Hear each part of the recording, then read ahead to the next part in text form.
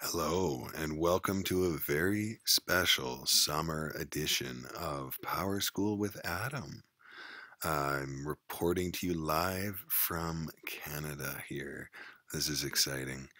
Now, what we have are just a few kind of end of year cleanup tasks that'll get us ready for the end of year process that will be run actually at the beginning of the next school year after the summer schools have been finished and grades have been stored for those. So what I'd like to do now is just go over a few of the tasks that you can make sure your schools are finished for the end of your process, and I'll be checking in in a little while, and I'll let you know if there are any errors in the validation report for the end of year process, which I'll I'll be in touch. Let me tell you. All right. So here we go. The number one is we're going to look at a validate enrollment days. Now this isn't really that important. It's not a required task, but it's good just to know the state of your school, and I'll look at that right now. So validate enrollment dates right there. What you do is you go over to your start page, and it's actually a system report. So we'll just enter our system report screen. Things are running a little bit slower from the confines of this rural country internet here. It's still a little better than the Chinese internet in general, but not all that much. So what we have here are our two things we're going to do: the school enrollment audit and the section enrollment audit. So school enrollment audit, it will actually result in nothing for me, but this just looks over whether or not we have any issues with the enrollment dates. So like a student that is, say, enrolled twice, and here for our school we have no student enrollment conflicts. So that's nice. We go back to the system report screen, and we will run the section enrollment audit. Now this one will have a few results, and it's not a big deal if you have a lot. So you'll see like I have 65 or so. So what you can do here is you look like, all right, this kid is in grade 9. So his enrollment is the 24th of February, and all right, that's okay. So why is he appearing here? Oh, geez, look, we have the class starting. So they were in class on the 17th, yet they only got to the school on the 24th. PowerSchool is saying that's impossible, but it's not a big deal, and we can see that all of these students are like that. There's a couple, oh, there's a grade 12 kid, so maybe I'll look into that, but not a big problem, really. So we see that they were probably withdrawn from the school, put back into the school on the 8th of April, and then there's foods and nutrition class. It was here stated until the February the 17th. So these things are not big problems. I've looked through and everything seems okay. So I can just kind of ignore that. I'll go back to the start page. Second thing that's good to do is print report cards, not as important, and transcripts, more important for graduating students. So the way PowerSchool is set up is when we run the end of year process, graduating students will be taken out of your school and put into the graduated student school.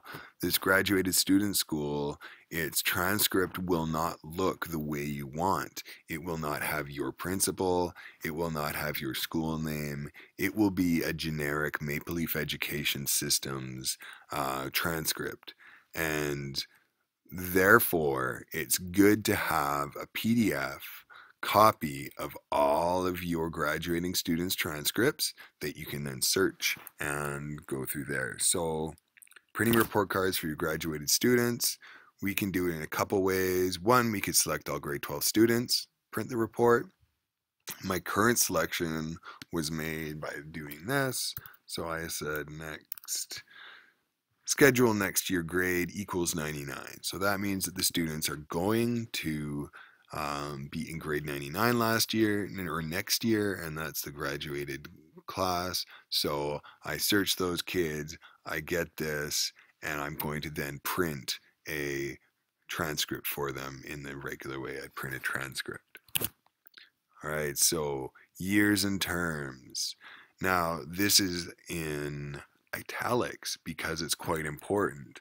Now, the years and terms need to be set up for the next year. Now, PowerSchool is a little bit slower on the interwebs here, so I've got my school set up. So I just went down to set up school right here, and here's my school setup screen. So what we're going to do is scroll down to the bottom and choose years and terms. Let's open those in a new tab. So it'll take a little while. So we're going to check out our years and terms here, and it's loading. What I'm going to do is check out 2014-2015, and I'm going to edit the terms. Now, we'll see here that I have a problem. Now, PowerSchool assigns an ID to each term. So if we look at term 1, we can check out the ID that has been assigned to it as 2401. Now we want 2401 to be the term ID for semester 1. And we want that to be the same across all schools so that when we are searching for 2401, we know that the result that we get back is that semester. PowerSchool uses these term IDs in a lot of tables, so it's very important that they follow a reasonable and predictable ID pattern. So I do not believe I did this, and so now I have to fix it. So that's you're not the only one. Now, if we go back to our school setup page, we can see here our options again. We'll be back here shortly. But first we're going to take a little break, and next school indicator in bold here, or italics, we're going to find students without one. So here's our next school indicator. So next underscore school equals blank. We're going to look all through our school for any kid that does not have the next school. So we're saying next school equals blank. And there shouldn't be any kids because I've already done this. No students match my entry. That's great. So I'm going to go back and I'm going to run the next search, which is next year grade. And again, I've already done these. So scheduled next year grade. So schedule underscore next year grade equals blank. Let's search this. And also no students. Okay, so these are some things that I've fixed already. When you get a list of students that have these next school as blank and next year grade as blank, then you need to go through and fix those, and that's under the school's scheduling or the students schedule preferences. So you can select all those kids, pop through them one by one, or select a group of them. So you could do a search like schedule next year grade equals blank. All right, but we want to make sure that this year's kids, so let's say grade underscore level equals 10 and schedule next year grade equals blank. So we would have a list of all kids that are currently in grade 10 with their next year grade level as nothing. And we can take these kids that are then in grade 10 and we're going to make sure that we'll change them all at once to 11. And you can do that using the student field values functions when you have your group. So there's a group functions that you can access. You can sometimes access it through special functions if you have your selection. So here's my current selection of 706 students. I go to my special functions, group functions, and I'm going to choose next school indicator. So I can do it this way.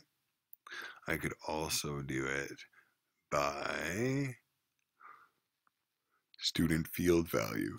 And so as I go into student field value, I can say I want the next school to be changed. I want the next school indicator to be changed as well. And that's a good way. That's a good way to get about that. Right. So we've done our years and terms, our next school indicator, and our next year grade, and our default grade level for FTE. Now, what the heck does that mean? Well, you want to know what full-time equivalency to give each of your grade levels. So we're going to go actually back to our school, and we have to do something. So we're going to go up to the top, change terms. We're just going to click on the blue term button. It's a little off screen, but I can see it, and you can too. So we're going to change to the next year. And as we change to our next year, we're going to go into school setup. And from school setup, we're going to click on full-time equivalencies. So you'll see here that I have one as full day. All of our students just come in for the full day. So that's how it should be set up. And here it is, full day equivalency, meeting, period day, full day attendance, 9, 10, 11, 12 is default for all these. And if I wanted to make any changes, I just do that and submit, but all students should stay the same. So I don't have to do anything, but sure, let's just submit that for the fun. Scheduling. Now, scheduling can continue to take place as it currently is.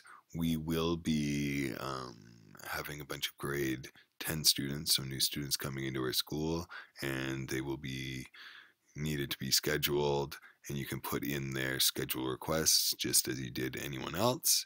And when you then are ready, we can commit those schedules, run the end of the year process, and start the next year. And so that will likely be done at the very end of summer vacation. Well, not the very end of summer vacation, the very end of summer, the very beginning of the school year. So I look forward to seeing you again soon, and I hope you have a lovely summer vacation. Bye.